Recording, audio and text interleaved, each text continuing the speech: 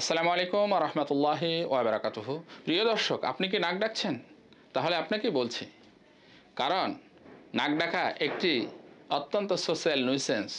এটা একটা anti social ব্যাপার। আপনি বলতেও পারেন না, সইতেও পারে না, আপনার পাশে কেউ ঘুমাইতেও চায় না।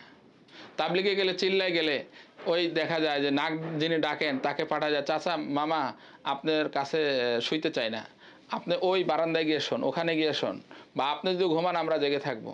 হ্যাঁ, নানাবিধ সমস্যা আমরা সমাজের মধ্যে পতিত হই। তো নাক ডাকা বন্ধে আজকে ছোট্ট একটি টিপস আপনাদেরকে শেয়ার করব।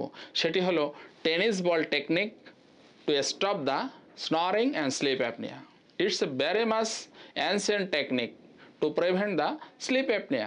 টেনিস বল যখন আপনার পিঠের মধ্যে লাগানো থাকবে, তাহলে কিন্তু আপনি ইচ্ছা করে চিত হয়ে শুইতে পারবেন না। যখনই চিত হবে তখনই পিঠে মেরুদণ্ডে আপনার ব্যথা লাগবে। কেমন? তখনই আপনি কিন্তু কায়িত হয়ে শোবেন। কায়িত হয়ে শুলেই কিন্তু বেশিরভাগ মানুষের দেখা যায় যে নাক ডাকা বন্ধ হয়ে যায়, কারো কারো স্লিপ অ্যাপনিয়া টোটাল ভালো হয়ে যায়। এটাকে বলা হয় স্লিপ পজিশন থেরাপি। স্লিপ যেটা পজিশনাল স্লিপ অ্যাপনিয়া, এটা কিন্তু স্লিপ অ্যাপনিয়া ভালো হয়ে যায়।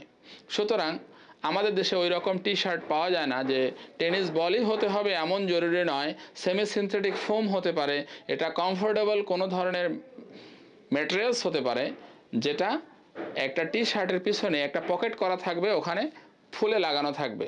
একদম টেনিস বল হতে হবে এমন জরুরি নয়। তখন যখন সে চিত হয়ে শুতে যাবে তখনই কিন্তু তার পিঠে ব্যথা লাগবে, তো সাথে সাথে সে আবার কায়িত হয়ে শোবে। এটাকেই বলা হয় tennis ball technique to prevent snoring and sleep apnea. Thank you everybody.